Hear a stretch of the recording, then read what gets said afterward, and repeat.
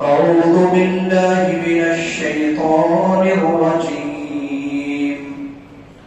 إن عدة الشهور عند الله 12 شهرا في كتاب الله يوم خلق السماوات والأرض منها 4 حرم ذلك الدين القيم فلا تظلموا فيهن أنفسكم.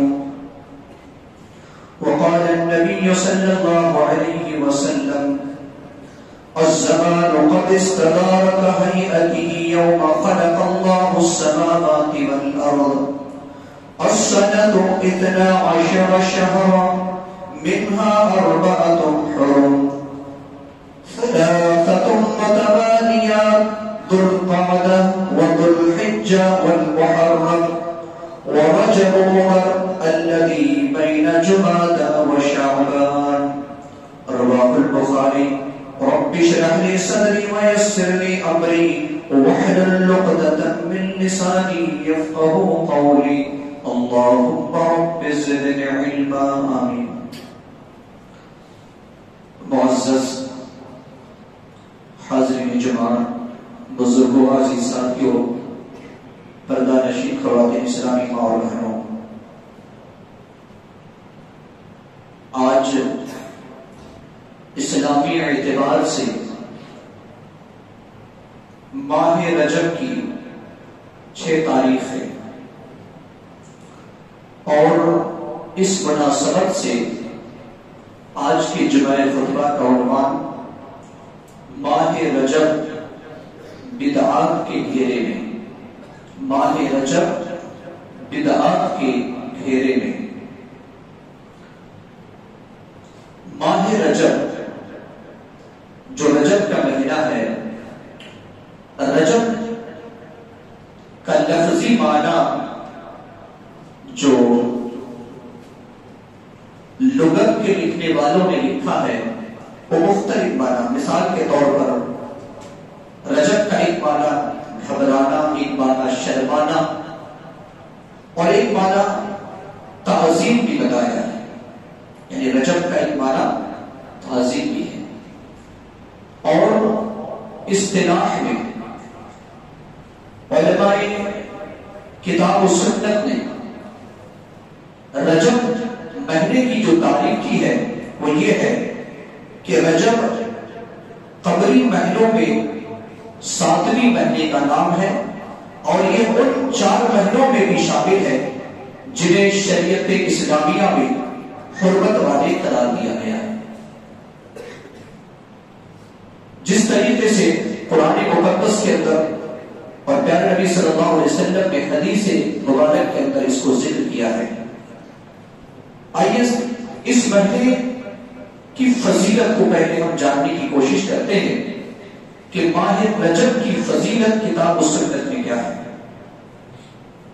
زمانہ جاہلیت میں اس ماہ کو کس طریقے سے رسم و رواج سے بھر دیے تھے، اور موجودہ مسلمان اس ماہ رجب کو کس طریقے سے بدعات کے گھیرے میں داخل کر لیا ہے. اللہ سبحانہ و تعالیٰ نے ذکر کیا ہے سورۃ التوبہ کی آیت نمبر 36 میں، ان عدت الشہور عند اللہ 12 شہرا فی کتاب اللہ یوم خلق السماوات والارض منها 4 حرم ذلك الدین القیم فلا تظلموا فیہن انفسکم. یقیناً مہینوں کی گنتی اللہ کے نزدیک لوح محفوظ میں 12 ہیں، ان میں سے 4 حرمت والے مہینے ہیں، اور یہ مہینے کی گنتی جو 12 ہے جس دن سے اللہ تبارک و تعالی نے آسمانوں اور زمین کی تخلیق کی ہے، آسمان اور زمین کو بنایا ہے، ان میں سے 4 ادب و حرمت کے مہینے ہیں، تعظیم و عزت کے مہینے ہیں، اور یہی درست دین ہے، یہی مضبوط شریعت ہے، لہذا تم ان مہینوں میں اپنے آپ پر ظلم نہ کرنا۔ اللہ رب العالمین نے 12 مہینوں میں سے 4 مہینے ادب اور حرمت کے بتائے، لیکن قرآن کے اندر ان مہینوں کی تخصیص نہیں کی گئی ہے، بلکہ پیارے رسول صلی اللہ علیہ وسلم نے حدیث کے اندر ان مہینوں کی تخصیص کی ہے۔ مثال کے طور پر صحیح بخاری کی روایت ہے، اسی آیت کی تفسیر میں یعنی سورۃ التوبہ کی آیت نمبر 36 کی تفسیر میں امام بخاری رحمہ اللہ ایک حدیث نقل کرتے ہیں جس کا نمبر ہے 3197 3197۔ اس حدیث کے راوی سیدنا ابو بکر رضی اللہ عنہ ہیں، فرماتے کہ اللہ کے رسول صلی اللہ علیہ وسلم نے ارشاد فرمایا الزمان قد استدار كهيئته يوم خلق الله السماوات والارض، یقیناً زمانہ گھوم کر کے اپنی جگہ پر آ گیا ہے، ٹھیک اسی طریقے سے جس طریقے سے جس دن اللہ رب العالمین نے آسمانوں اور زمین کو پیدا کیا تھا۔ اصل بات یہ ہے کہ حرمت اور ادب کے جو مہینے ہوتے تھے زمانہ جاہلیت میں ان مہینوں کا نام بدل دیتے تھے اور اپنی مرضی کے مطابق نام رکھتے تھے۔ جن مہینوں میں لڑائی جنگ و جدال کرنا درست نہیں تھا ان مہینوں کا نام بدل کر کے دوسرے مہینے رکھ دیا کرتے تھے، یعنی مہینوں میں تبدیل کرتے تھے۔ تو اللہ کے رسول صلی اللہ علیہ وسلم نے فرمایا کہ جس دن اللہ رب العالمین نے آسمان اور زمین کو پیدا کیا اور جس صورت میں یہ زمانہ تھا اسی طریقے سے زمانہ گھوم گھما کر آ چکا ہے۔ السنۃ 12 شہرا، سال کے 12 مہینے ہیں، منہا 4 حرم، ان میں سے 4 حرمت والے ہیں۔ 3 متوالیات، 3 مہینے مسلسل ہیں، لگاتار ہیں، ذوالقعدہ، ذوالحجہ اور محرم، یہ 3 مہینے مسلسل ہیں، یعنی عربی اعتبار سے 11واں مہینہ، 12واں مہینہ اور پہلا مہینہ، یہ 3 مسلسل لگاتار ہیں۔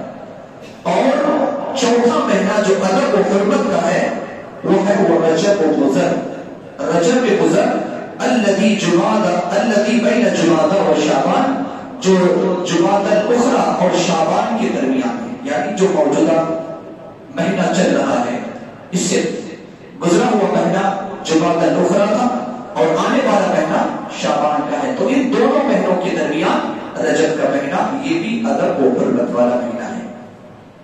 اس مہینہ کے بارے میں اللہ کے رسول صلی اللہ علیہ وسلم نے ایک لفظ استعمال کیا اور رجب و مضر، اور عرب میں ایک قبیلہ تھا مضر نامی، اللہ کے رسول صلی اللہ علیہ وسلم نے اس مہینے کو مضر قبیلہ کی طرف نسبت کیا، کیونکہ اس مہینے کے ادب و احترام تو سبھی لوگ کرتے تھے لیکن قبیلہ مضر بہت زیادہ کرتے تھے، اسی لیے نبی صلی اللہ علیہ وسلم نے اپنی زبان مبارک سے رجب مضر یعنی اس مضر قبیلہ کی طرف اس مہینہ کو نسبت کیا۔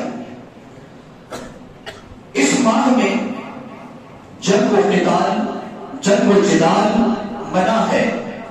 اللہ سبحانہ و تعالیٰ نے سورۃ البقرہ آیت نمبر 217 کے اندر ارشاد فرمایا يَسْأَلُونَكَ عَنِ الشَّهْرِ الْحَرَامِ قِتَالٍ فِيهِ قُلْ قِتَالٌ فِيهِ كَبِيرٌ، لوگ آپ سے پوچھتے ہیں حرمت والے مہینے کے بارے میں کہ ان میں لڑائی کرنا، جنگ کرنا، قتل کرنا کیسا ہے، تو آپ کہہ دیجئے کہ ان مہینوں میں قتل کرنا کبیرہ گناہ ہے، بڑا ہے،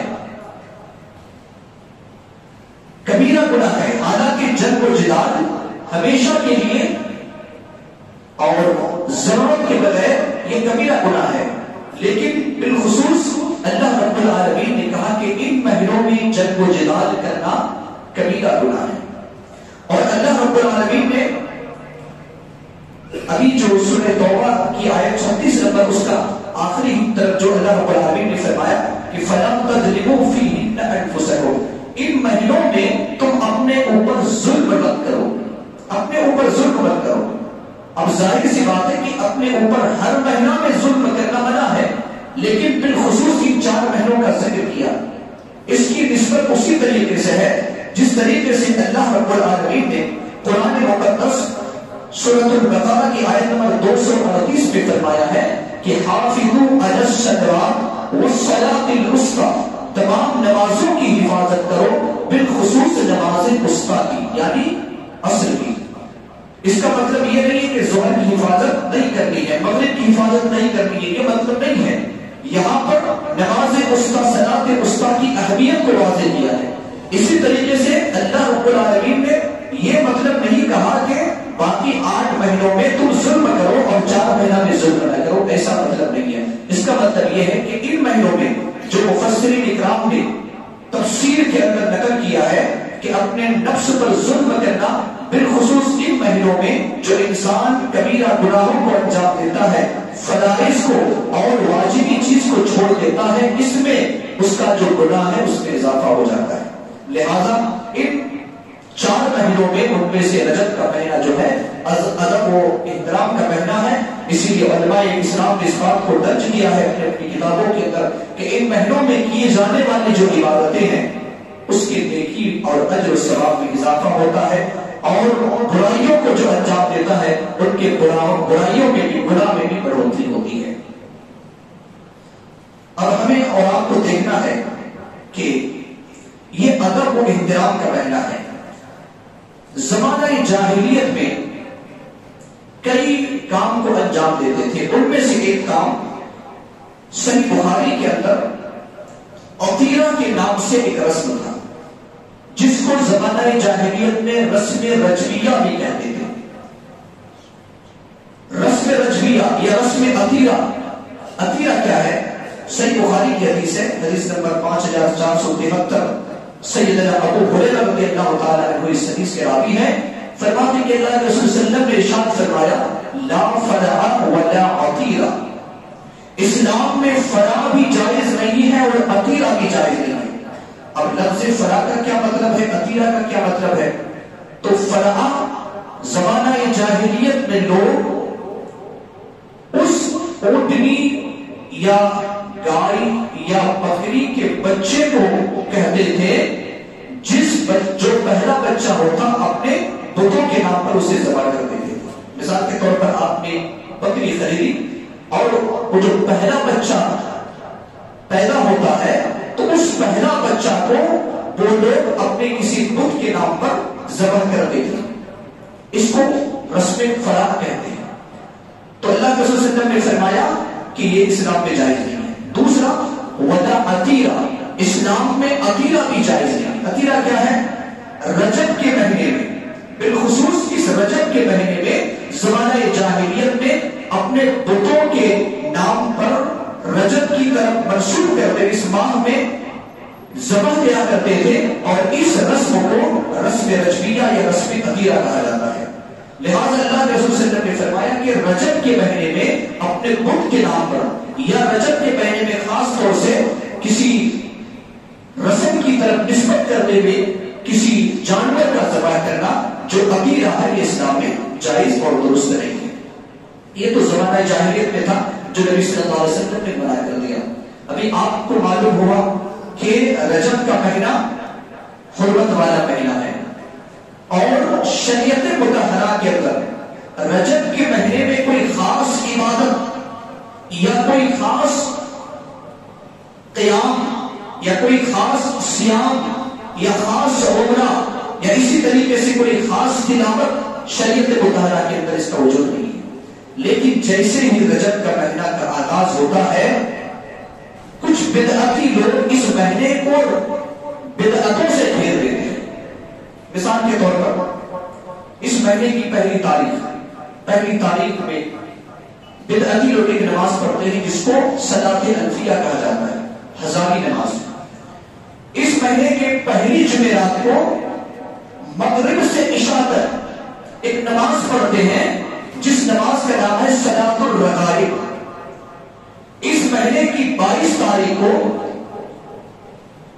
امام جعفر صادق رحمہ اللہ کی طرف نسبت کرتے ہوئے کوٹے مناتے ہیں، کوٹے نکالتے ہیں جس کو رجب کے کوڑے کہتے ہیں، یہ 22 تاریخ کو انجام دیتے ہیں۔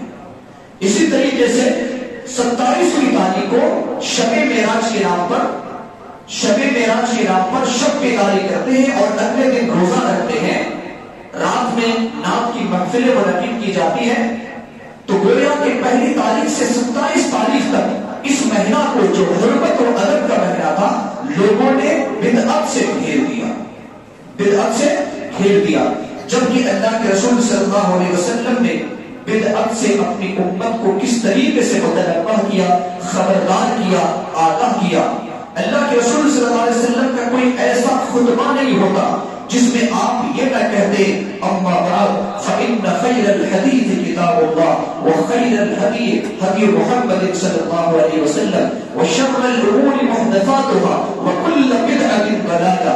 اس طریقے سے الفاظ آپ استعمال کرتے تھے۔ خطبہ حاجت، چاہے جمعہ کا خطبہ ہو، چاہے خطبہ نکاح ہو، چاہے خطبہ عیدین ہو، چاہے عام خطاب ہو، آپ صلی اللہ علیہ وسلم امت کو بدعت اور گمراہی سے ڈرایا۔ بدعت دراصل کیا ہے؟ بدعت نئی اور انوکھی چیز کو کہا جاتا ہے۔ قرآن مقدس کے اندر اللہ رب العالمین نے اس لفظ کو کئی مرتبہ استعمال کیا ہے۔ مثال کے طور پر بدیع السماوات والارض، اللہ رب العالمین نے استعمال کیا کہ اللہ تبارک و تعالی آسمانوں اور زمین کا ابتداء پیدا کرنے والا۔ آپ ترجمہ پڑھیں گے تو یہی ترجمہ آئے گا کہ اللہ تبارک و تعالی آسمانوں اور زمین کا ابتداء پیدا کرنے والا، یعنی اس سے پہلے اس کا کوئی نمونہ نہیں تھا۔ اللہ کے رسول صلی اللہ علیہ وسلم کے بارے میں بھی آتا ہے کہ اے نبی آپ کہہ دیجئے میں انوکھا رسول نہیں ہوں، میں نیا رسول نہیں ہوں۔ وہاں پر اللہ رب العالمین نے بدعت کا لفظ استعمال کیا۔ تو بدعت کا لفظی معنی کیا ہوتا ہے؟ کسی بھی نئی چیز کو ایجاد کرنا جس کا اس سے پہلے کوئی نمونہ موجود نہ ہو۔ اب بدعت شریعت میں کیا ہے؟ لوگ امت مسلمہ کے جو آج لوگ کر رہے ہیں، تو شریعت میں بدعت یہ ہے کہ بغیر دلیل کے، کتاب و سنت یا صحابہ کی بغیر دلیل کے سنت سمجھتے ہوئے کسی عمل کو انجام دے، یہ بدعت ہے، یہ بدعت ہے۔ تو آج اللہ کے رسول صلی اللہ علیہ وسلم نے یہی آج سے 1400 سال پہلے ہمیں ڈرایا، اور کتنا ڈرایا؟ اللہ کے رسول صلی اللہ علیہ وسلم نے فرمایا، صحیح بخاری کی روایت ہے، سیدہ عائشہ صدیقہ رضی اللہ تعالی عنہا فرماتی ہیں کہ آپ صلی اللہ علیہ وسلم نے فرمایا من احدث فی امرنا ھذا ما لیس منہ فہو رد، جس نے ہمارے اس دین میں ایسا نیا کام ایجاد کیا جس کے بارے میں ہمارا حکم نہیں ہے، وہ بدعت ہے اور وہ مردود ہے۔ من عمل عملا لیس علیہ امرنا فہو رد، جس نے کوئی ایسا عمل کیا جس کے بارے میں ہمارا حکم ہی نہیں ہے، وہ قابل قبول نہیں بلکہ اللہ کی بارگاہ میں وہ قابل مردود ہے۔ اللہ رب العالمین اسے رد کر دے گا۔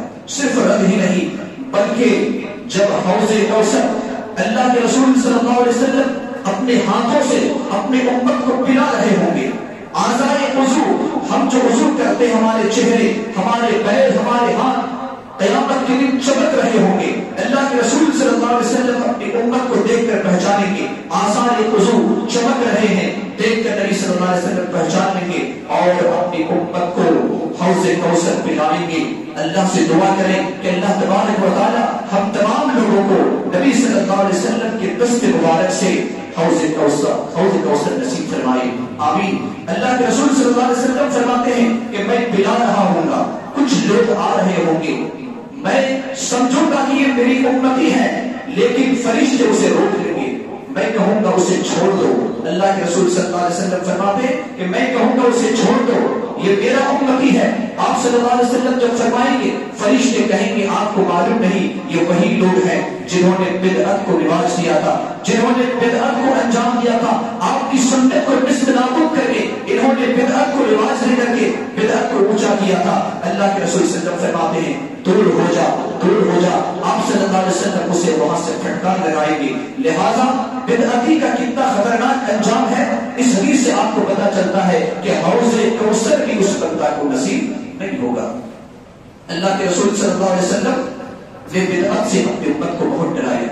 اب جو انجام دیے جاتے ہیں ان میں سے جو میں نے پہلے بتایا ان میں سے دوسرا عمل صلاۃ الرغائب، اور اس کی بڑی فضیلت بیان کی جاتی ہے، بڑی فضیلت۔ مثال کے طور پر کہا جاتا ہے کہ رجب شہر اللہ و شعبان شہری و رمضان شہر امتی، یعنی رجب اللہ کا مہینہ ہے اور شعبان میرا مہینہ ہے اور رمضان میری امت کا مہینہ ہے۔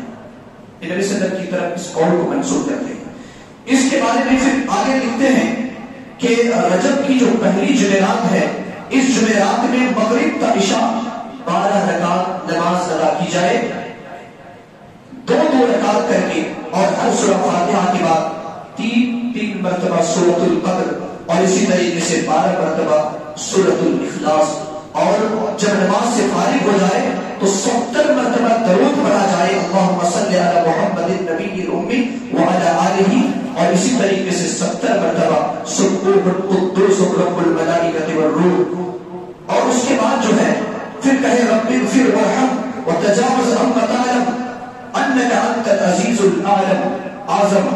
جو اس کو پڑھے گا اور جو بھی ضرورت ہوگی اپنی حاجت کو اللہ کے سامنے پیش کرے گا تو اس کی حاجت پوری ہوگی۔ یہ ایک بدعت کے طور پر انجام دیا جاتا ہے۔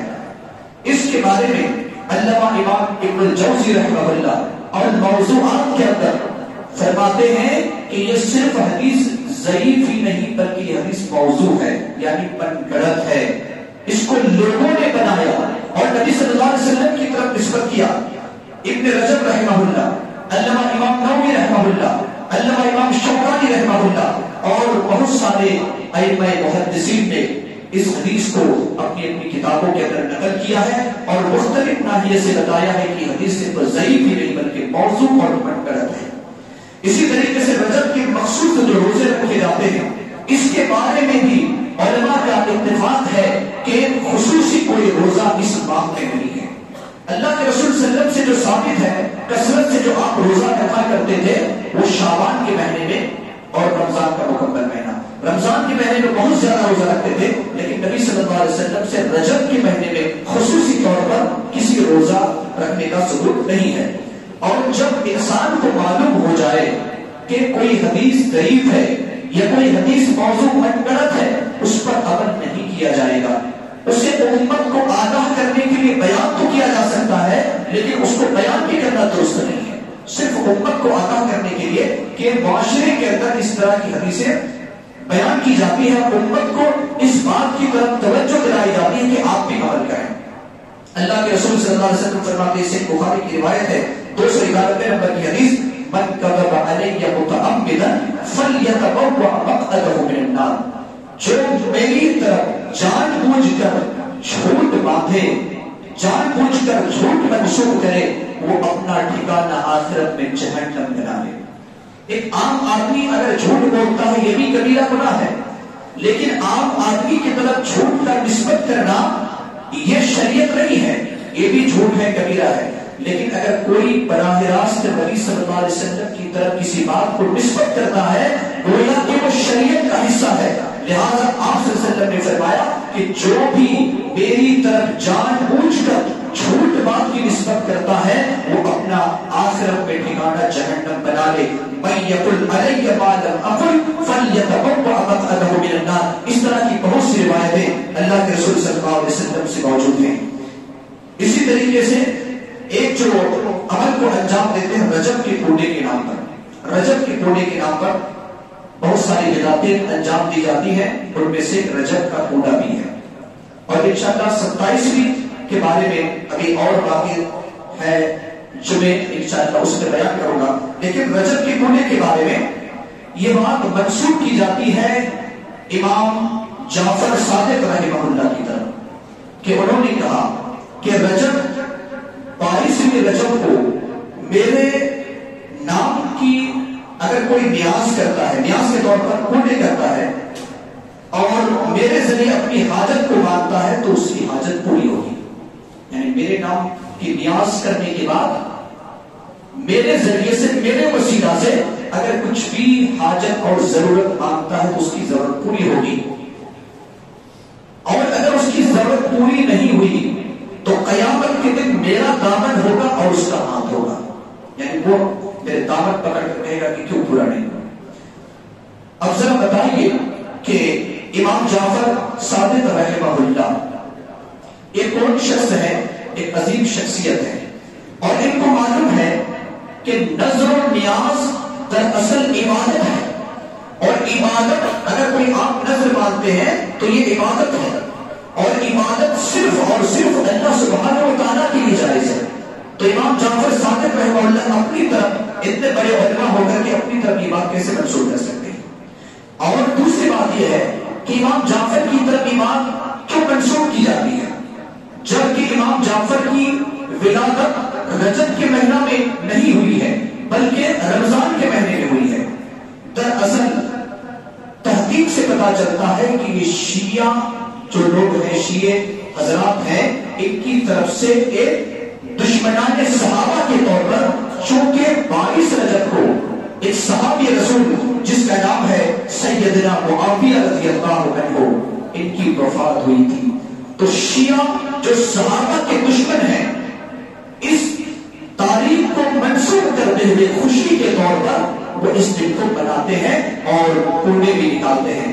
لہذا اس مہینے میں ہمیں اور آپ کو کوئی اضافی عمل کرنے کا پتہ کتاب و سنت سے نہیں ملتا ہے. لہذا نہ تو ہم پہلی تاریخ کو ہزاری نماز کا اہتمام کر سکتے ہیں، نہ ہی پہلی جمعرات کو صلاۃ الرغائب کا، نہ 22 رجب کو رجب کے روزے، اور نہ ہی 27 رجب کو شب معراج اور پھر اگلے دن روزہ. اور اس کے علاوہ جو بھی اضافی عبادتیں رجب کی طرف منسوخ کیا جاتا ہے، یہ سب کے سب شریعت مطہرہ اس سے پاک اور صاف ہے. اللہ رب العالمین سے دعا ہے کہ اللہ رب العالمین ہم تمام لوگوں کو ہر قسم کی بدعت سے محفوظ رکھے، کتاب و سنت پر عمل کرنے والا بنائے. اللہ رب العالمین ہمیں توفیق دے کہ ہم کتاب و سنت کو اپنی زندگی کے لیے مشعل راہ بنائیں اور اسی کے مطابق ہم اپنی زندگی گزاریں. رب کریم ہم میں سے جو پریشان حال ہے، اے اللہ تو ان کی پریشانی کو دور فرما دے. رب کریم ہم میں سے جو بیمار ہے، اے اللہ تو انہیں شفاء کاملہ اور صحت عاجلہ نصیب عطا فرما. ہمارے گناہوں کی مغفرت فرما، ہمارے حسنات کو قبول فرما دے. رب کریم ہماری اولاد کو نیک اور صالح بنا، ہماری اولاد اور ہماری بیویوں کو ہماری آنکھوں کی ٹھنڈک بنا. رب کریم جب تک ہم زندہ رہیں، ایمان اور اسلام پر زندہ رہیں، ہمارے مرحومین اور مرحومات کی قبر کو نور سے منور فرما دے، انہیں جنت الفردوس کے اعلیٰ مقام نصیب عطا فرما. ہم تمام کو اے اللہ جب تو اپنے پاس بلا، ایمان اور اسلام پر بلا. بارک اللہ لنا ولکم فی القرآن العظیم.